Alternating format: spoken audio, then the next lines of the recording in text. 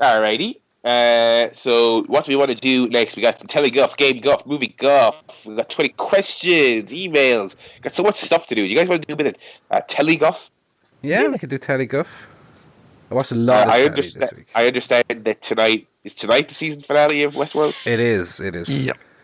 So I'm on course to get caught up, but I'm not caught up just yet. How many have you watched? I can't remember. It's either 6 or 7. I can't remember, Okay. but I'm within a few episodes of it. I was complaining last week that it was good, but it was mainly I felt like it was too much setup. I feel like I'm now at the point where it's like, okay, things are moving. We're getting somewhere, you know. So I am enjoying it. Well, I think the last 3 episodes. So essentially the next 3 that you're going to watch, Barry. I feel like the show did kind of kick into an extra gear. Like I was very happy with the last episode, episode 9. I thought it was very good. 7 and 9 I really enjoyed. 8 kind of in between. So I'm very much looking forward to the finale tonight. Going to obviously watch it tomorrow. And I've been enjoying these last few episodes. I kind of, although I never got off the bandwagon, I've been very high on the show since it started. I can kind of see people's points, especially from kind of maybe episode 5 and 6 in the middle, where it really just seemed like the show was kind of coasting a little bit. I really enjoyed the last few episodes where, although a lot of the show is still kind of ambiguous, I expect that we're going to get a lot more info about that in the finale. A lot of the stuff that was kind of hinted at or that people were theorizing had a lot more light shed on in the last few episodes. And I really, really enjoyed the direction they went with those specifically. I'm speaking very cryptically because I realize Barry hasn't watched these. But yeah, the last episode I really, really, really enjoyed, episode 9. I really appreciate that we found out the robot did it. Well, I came up with a theory in midweek on my Twitter where my new theory is that literally everyone who's ever appeared on the show is a robot. And actually it's set in a post-off future where, or far-off future where humanity has already died. This is not a real theory, by the way. This is nonsense. This is me very subtly satirizing the whole theory culture.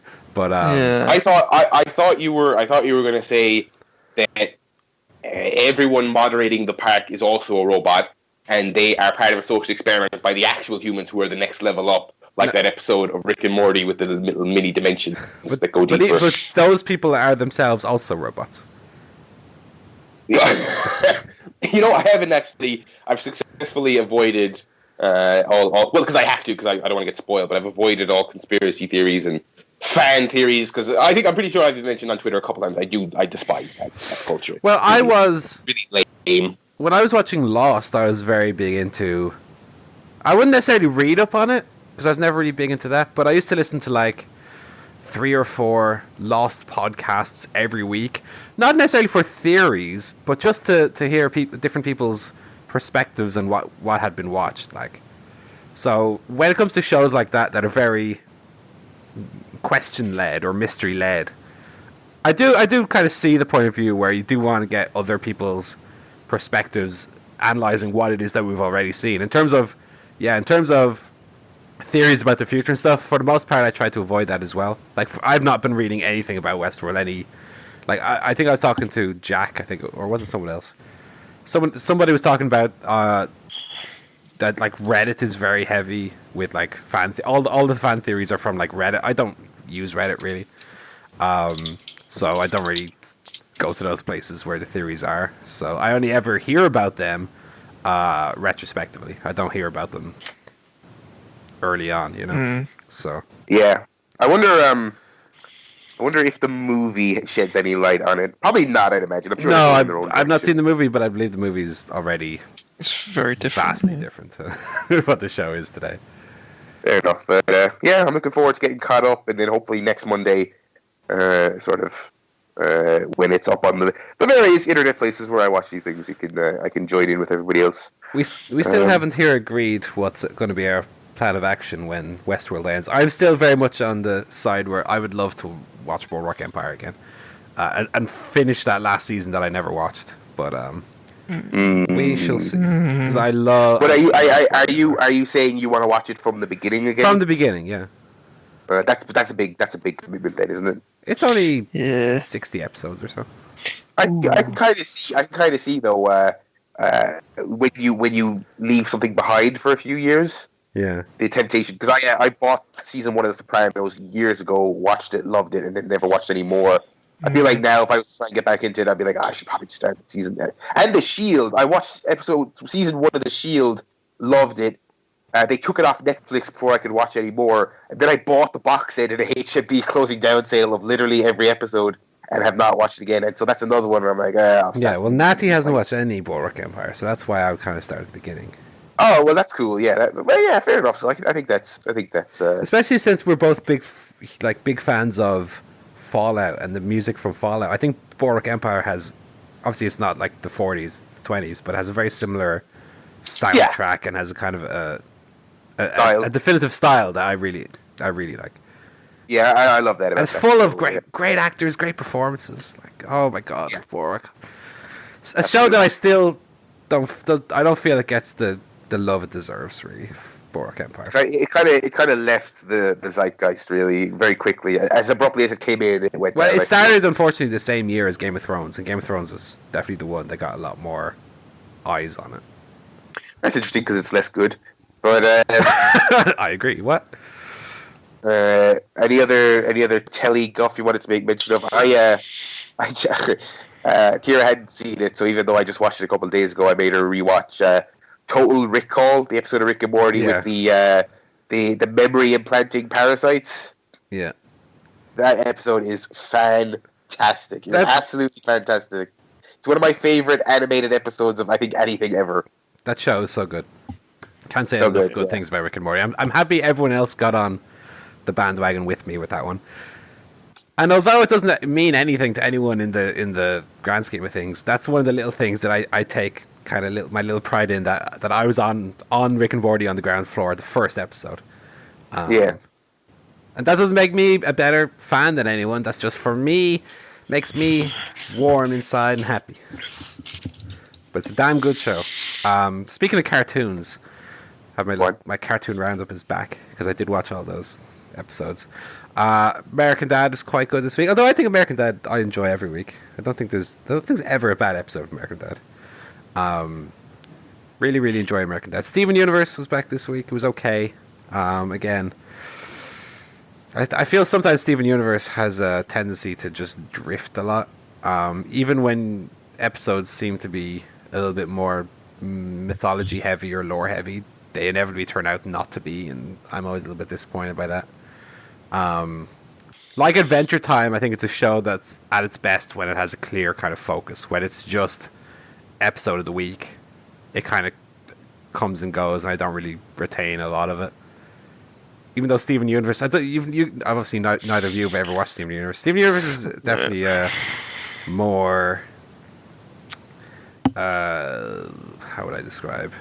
It's like a show that's a lot more about the interactivity of the characters and the feelings of the characters, whereas Adventure Time is just almost procedural, which is good. But because of that, a lot of the episodes that are less exciting don't really stick with me. And then South Park is also coming to its finale. Its finale is next week. And it's been a super good season. I'm very happy with South Park, because that was a show a few years ago I thought was dead as a dodo, along with Simpsons and Family Guy, but it came back from the dead, and it's back, and it's as good as it's ever been. And I'm looking forward to it's back. And better than ever. So I'm looking forward to the finale. That's all the telly guff.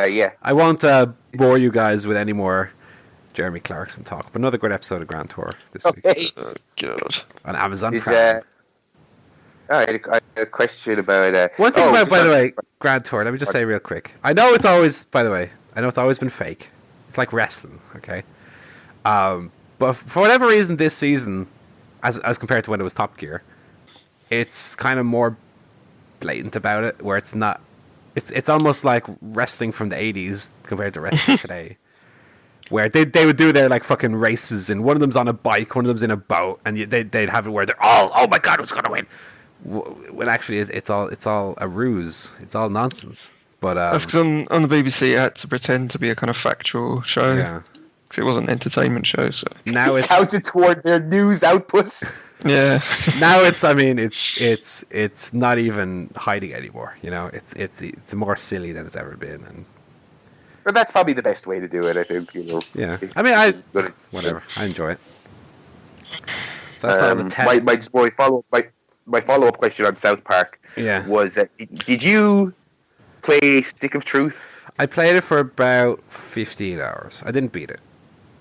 Okay. I played it on PS3, enjoyed a few hours of it, and then I got a PS4, and it was packed away and never touched. Yeah. It's one of those ones that I do want to go back to. When the new one is coming out, I might go. So I think... Yeah, the new one's out next month, sometime next year. It got pushed, I believe. Oh, yeah. But if you pre-order the digital version on PSN, I believe that you get the PS4 version of the last one free. But I already have the last one. Well, I don't anymore because I gave it away because obviously I had it on PS3. Yeah. So I'm tempted to get because I heard it's great. So I'm sure the next free. Then why not? If you're going to get the new one anyway. Well, why wouldn't you? I'm not sure. I'm not sure because So I'm really trying to break the habit of pre-ordering things. Yeah. I genuinely wanted to learn something from the No Man's Sky fiasco. So I didn't. I don't think I pre-ordered anything since. So I don't want to, especially on PSN where you're not paying in increments. You have to pay it in one lump sum of 80 quid or whatever the fuck. So speaking of pre-orders. One of the games I've been playing this week, let's segue to Game Guff, is a game that we pre-ordered, Pokemon Sun and Moon. So we got the same way we did with the last releases, Alpha Sapphire and Omega Ruby. We got lovely Steelbook editions, and they're nice to look at, and that. So that's what I've been playing this week, having beaten all the PS4 games I was playing. Started Pokemon Sun. Can I ask a stupid question? Please, Joe. They have all these different like Pokemon Black and White or Red and Blue or whatever. Yeah. What's the difference? Each of them is set in a different game world. Right. But still with Pokemons. Pokemons, but different Pokemons. Okay. I could go on a very long diatribe about Pokemon if you'd like, about how they're actually. The game mechanics are slightly different in each one as well. No, that's fine. So you were saying Moon.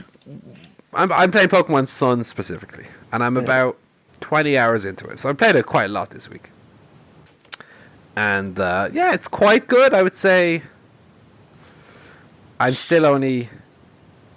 I feel like in the first 15 hours, there's too much nothing happening, and I was actually quite down on it because of that. Like.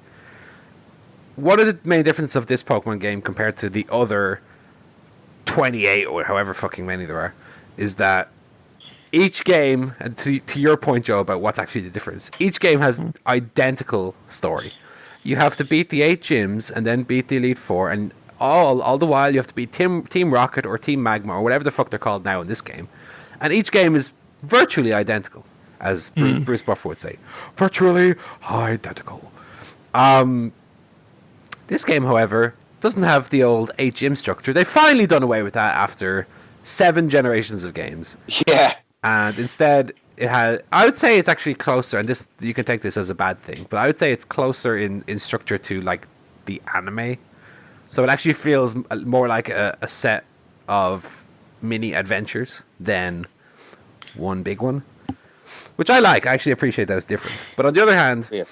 One thing I was looking for from this game is because the focus isn't on the 8 gyms, that there'll be a little bit more focus on the story of the game. And 15 hours in, I'm like, okay, that's 15 hours done. When's the story starting, by the way? Because there was nothing to get my teeth in. It's only when I hit about the 16-hour mark that something happened where I was like, okay, that's what the story is. So I would say it's far too slow to start. And if we were doing this show... Before I'd actually reached that point, I'd be even more down on the game, to the point where I'd be saying it's good, but fucking nothing's happening in it. Like, what's the fucking story? There's no story to this game. And one thing about Pokemon that, like, having got so heavy back into PS4 this year, and playing games that are very, very experience heavy, like Everybody's Gone to the Rapture, Gone Home, and stuff like that, is I've noticed that Pokemon, as much as I love Pokemon, the dialogue in Pokemon is dreadful dialogue. Yeah. And mechanically, it's not very good either. The characters are very jittery. When you're having a conversation with someone, they don't turn to you in a natural way, like turn. They arbitrarily go from standing facing one direction, turn like the hour hand on a clock towards you, and then do that one of their like 2 animations they have. And it's kind of takes me out of it so often because it makes me very aware I'm playing a game. So the immersion is kind of broken because of how limited mechanically. Now I know it's like a 3DS game, it's not on PS4, so it has to work within its limits. But still, yeah, it seems like they didn't put a lot of effort into that. And that's not necessarily the case, but that's what my inferral of it is. Also, and I believe this is only because I'm playing on 3DS, not on new 3DS, the game chugs a lot and really struggles the more characters are on screen. So the newer Pokemon games allow you battles where it's not one Pokemon versus one, but like essentially tag team or trios matches. And once there's more than 2 Pokemon on screen, ooh, the lag is unbelievable. Not necessarily the frame rate, but certainly there's a lag to it. And you're waiting for it to load after you've input like a command. Now apparently Natty, because Natty has the new 3DS, she does not have this experience.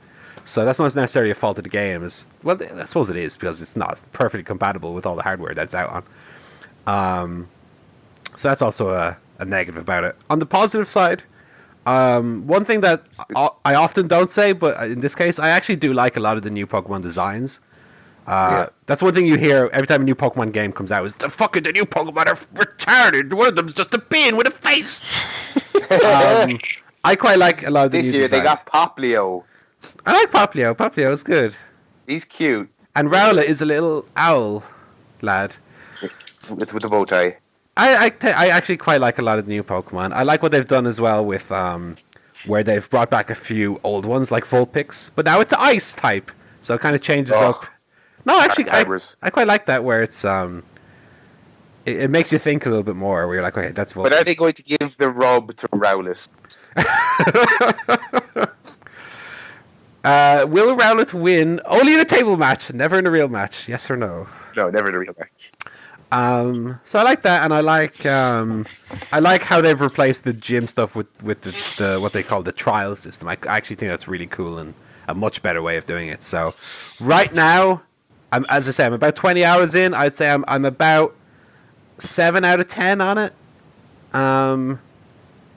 But maybe if the story gets again a little bit going, essentially, because it's still very early in it. Once the story gets going, and if that grabs me, I'll be obviously higher on the game. But yeah, it's pretty good so far. I'd probably put it somewhere in the middle of all the Pokemon releases. Like I was ranking them earlier. I think I'd have it like 4th of the 7 that they've brought out. All right. And that's my Pokemon review. You know, I've heard a lot lately, including about that new Mario Maker, actually, that a lot of new games on old 3DSs, a little bit of the chug-a-chug going on. Well, I don't even have like the launch one. I have the 3DS XL that they brought out afterwards, and even on that there is performance issues. Yeah, that's unfortunate. That's unfortunate for Nintendo, who are normally so reliable with games and hardware. Yeah. In fairness, yeah. You know. But you know, I mean, the 3DS. I mean, it's been around. You know, it's not a spring chicken. That's true. One thing that both of us, though, can talk about is the PlayStation experience, which was yesterday. Yes, it was hour long. It was pretty good, I thought. Actually. It was really good. It was about. I mean, they had this insanely great E3 this year, so maybe it wasn't as good as that, but it was as good as most E3s, if not better than a lot of them. I mean, this year I thought E3, other than Sony's, was pretty weak. So I think Sony is 2 for 2 this year on home run events. I'd agree. So there's obviously so many games, too many games for us to even get into, even for me to remember. But I just wanted to give some thoughts on some of the games I'm most looking forward to that were shown to us. So obviously the big one was Last of Us 2, which I've to this day I still can't not believe. I've still not played the first. Did they show that? Sean Layton said one more thing. I was like, whatever. They turned it off. I was like, I don't want to know about any more Street Fighter DLC. Get out of here. So obviously, Barry, you're our resident Last of Us fanatic. Yeah, there was all this buzzing before the show that they were going to do that, and I was like, nah, they have Uncharted DLC to do first. They're never gonna stifle themselves and upstage, because like even as someone who really likes Uncharted 4, I feel like everyone's kind of mentally done with Uncharted a little bit, and I feel like once you start the Last of Us conversation, people aren't going to want to talk about Uncharted anymore. So I didn't imagine that was going to happen. And then when he said one more thing. Here's the thing that's super early. The game is really gestative right now, but they wanted to show you this trailer. I was like, nah, no way. And they showed the forest. I was like, oh no, it could be though. And then they showed that logo, which I'm sure meant nothing to you if you haven't played the game, but it's like the signpost. Yeah, that's a prominent logo for the game. That's what everyone realized. I was like, oh god. I actually thought, based on the fact that this game is probably like 3 years away, maybe 4, I actually was expecting it to cut to black after that logo. I was like, okay, that's all you're getting. We're just telling you it's real. Like, remember the Uncharted 4 reveal where it's just, here's a map? Yeah. Yeah, I thought that was it. And the trailer was so cool. I was like, oh man, that's a fucking cool trailer. It's fantastic looking as well. Yeah, so there was people on Twitter, and I suppose it's kind of an important reminder that like PS4 is so successful this generation. A lot of people who obviously didn't have PS3s, who was like, yo, I did not play Last of Us 1, but this looks fucking great. And I was like, yeah, that PS4 version is always on sale. It's always like 20 quid on PSN. Well, I'm gonna play it on PS3. Really? Well, I have it on PS3. Okay. And I still haven't played it, isn't it mad? I've beat all the Uncharted games, and I love Naughty Dog, and I still haven't played Last of Us. Like, what is the matter with me? Jesus. I mean, it's easy for me to say because it's like my favorite thing ever. So of course I would own it twice. But if you saw the remastered one cheap, for 20 quid CX, I would almost recommend getting it, because it's not one of those things where there's no debate about what the better version is. They cleaned it up. It looks way better. It runs way better. And plus, the idea of going back to that PS3 controller versus the lovely PS4 controller. So here's an interesting thing. The PS3 version, aiming and shooting is on L1 and R1, because they were like, we hate the PS3 triggers so much that we're just not putting the shooting on that. Whereas the PS4 version, they put it on the triggers. I don't have necessarily a huge problem with that. I think there's some other games that have L1 and R1. Is it... God, which game is... Some game I played recently also had that as a shooting mechanic, but I can't remember which one it was. Yeah. But, I mean, it was fantastic, and it was surprising, and it was literally all I could think about for the remainder of the night, and I've watched the trailer several times now, so, I mean, obviously it's going to be a long wait, but I'm glad the debate about whether or not there's going to be another one is put to bed, because that's been raging for 3 years now. So that's what I'm looking forward to next. Everything else is around. I'll be pre-ordering that one. Let me tell you. I like the look of the Uncharted DLC as well, I must say. Yeah, that looked really cool. That was. I remember watching that, and I was like, there was just something about the way it looked. I was like, okay, this is definitely Naughty Dog. Something about it. First of all, it looked gorgeous. Second of all, just the way it played out, I was like, this is very Naughty Dog. I was like, is this Last of Us 2? Like, this is a weird thing. But yeah, and it's actually you finished 4, right? Yeah, I've beat 1, 2, 3, and 4. That's good. Yeah, so I thought Nadine was one of the. Thought she was great in 4, but she was kind of shortchanged. You didn't maybe get enough of her. I thought she was one of the least necessary characters in any video game I've ever played. Okay, well, anyway. If you think about not to spoil Uncharted 4, but Nadine's whole existence is just to lock you in the ship at the end. That's all she does in the game, ultimately. She's a good character. I liked interacting with Nadine, but really, she could almost have not been in the game. She has no relevance. She's kind of the Indiana Jones villain sidekick who you have a fight with. I mean, I'd be in favor of seeing a bit more of her backstory here, if only to give her some kind of relevance, but... Yeah, I also would have preferred maybe like a Sully and Sam story or like something like that. Like, I like Chloe as well from Uncharted 2, but but I like the ending of I like the implication that Sully and Sam might have adventures. I like that, but I don't necessarily want to see it or play it. I thought what they revealed was really cool with Chloe. I actually thought when the trailer started, because I assume like you, I was watching this as it went out. I thought, and looking back, I don't know why I thought this. I thought it was Elena at the beginning. That'd be weird. I know, and then it was Chloe. I was like, oh, of course it's Chloe. With the eyeshadow, I should have got that. But I thought it was going to be Nate in drag. I thought it was going to be that big bald villain from the second one, Igor, whatever his name was. I can't remember any of the villains' names from that game except the last one. Rafe, of course, in the last one. Yeah. So, Naughty Dog continuing to be good. You should play Last of Us soon. The other game I really like to look at was Ni no Kuni 2. Because I did play... Again, I didn't beat it. I think I played for about 10 hours the first Ni no Kuni. Yeah. And I really enjoyed that. That's another one that I want to go back to. I was never a big fan of kind of Final Fantasy-esque RPGs. But I thought Ni no Kuni kind of straddled the balance very well of not just being a grinding random battle-a-thon. It was actually quite manageable, and that Studio Ghibli art style, which I just love. It's gorgeous. I really liked the first Ni no Kuni, and I'm very much looking forward to the second one. I again have to go back and beat that first one, though. So yeah, PSX was a damn good showing.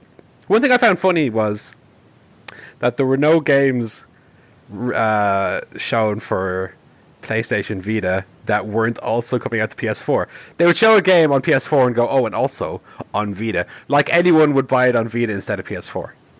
Yeah, I think. They actually didn't say this, so that's actually an interesting point. But I'm guessing it'll be a cross-buy thing.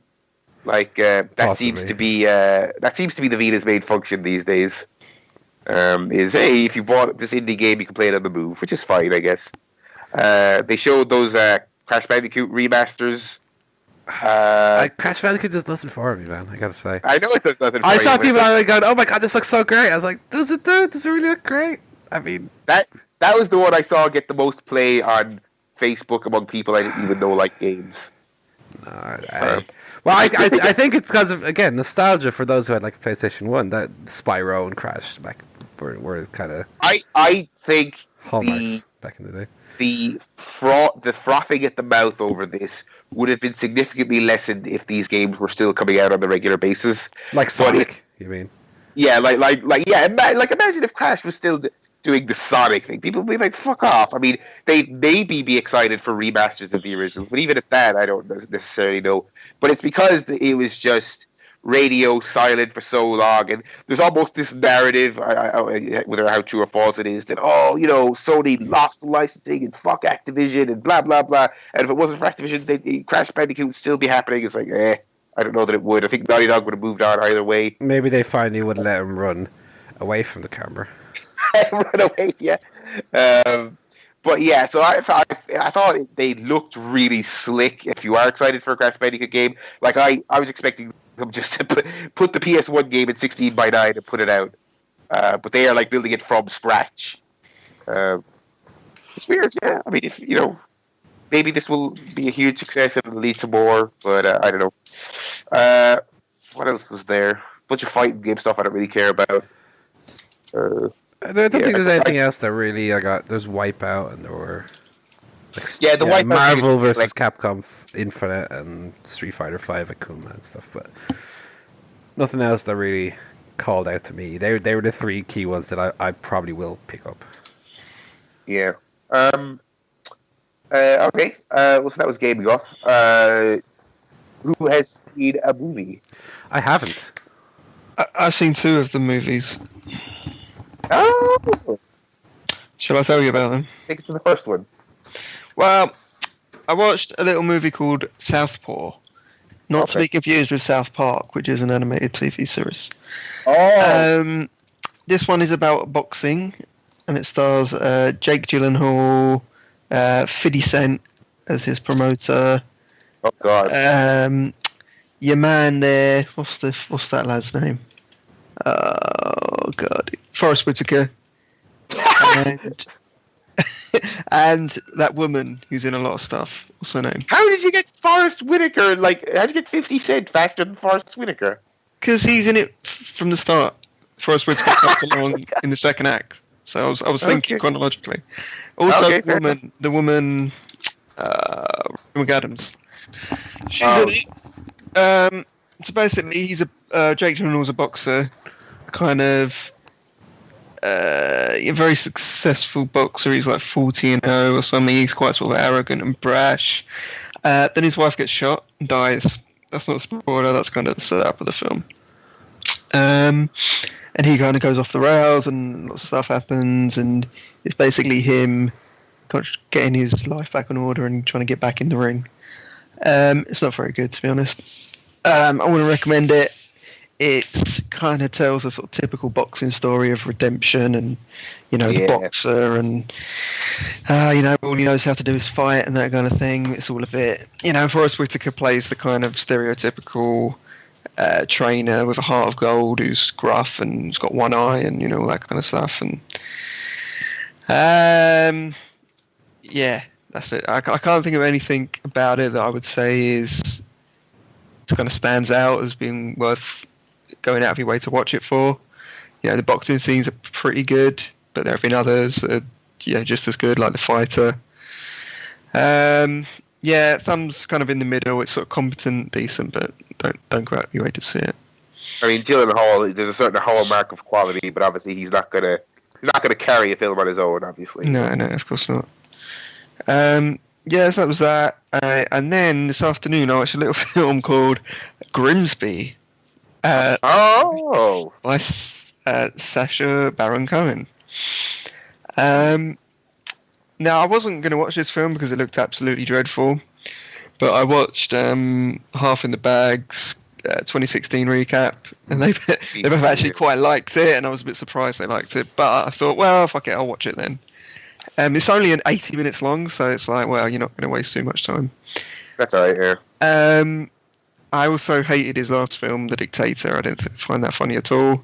I can't remember if I finished that. I remember starting it and thinking, God, this is the worst. Really, really bad. I think I did. I think I managed to stick it through, but God, yeah, it was dreadful.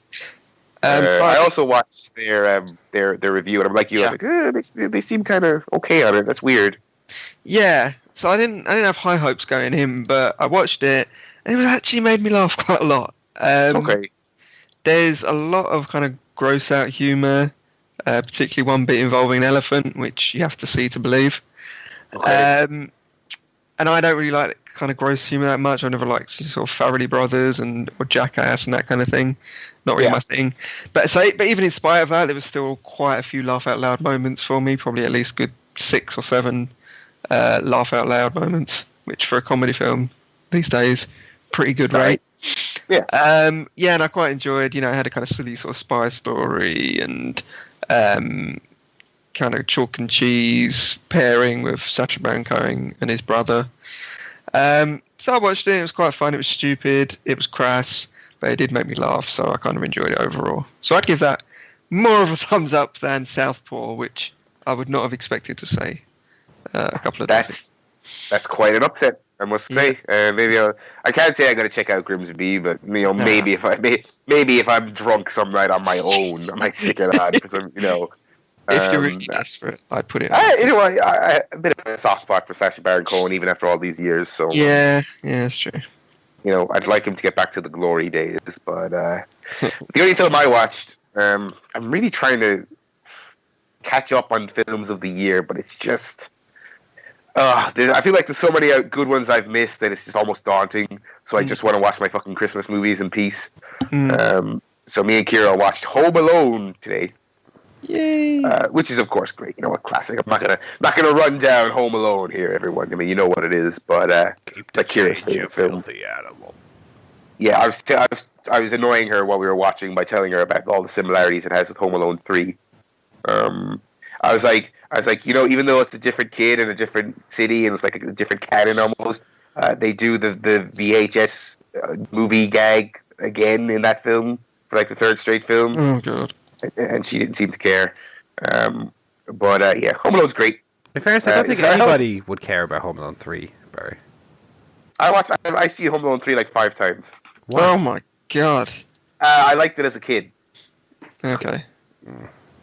That's not, I don't think 5 times is a reason. When I was a kid, it's like if I rented a film and I liked it, I would then rent it several times. Okay. You know, Crash Bandicoot, Home Alone 3.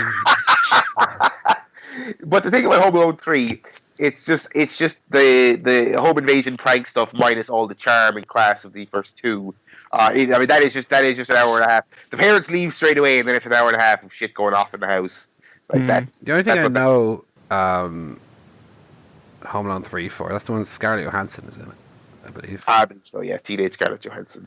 Also the original Home Alone, it's like the last half hour before they actually get in the house and he starts hitting them with the stuff. Home Alone's great. Surprise, surprise. So that's our first. That is our first. What's the phrase I'm looking for here? Christmas film. Your festive film. Yeah, we got a long list of films and TV shows to get through. I only thought during the week to add at least one, maybe two Malcolm in the Middle Christmas episodes. That very first one where Lois cancels Christmas is really fantastic. So lots to get through. So that's me for Movie Guff this week.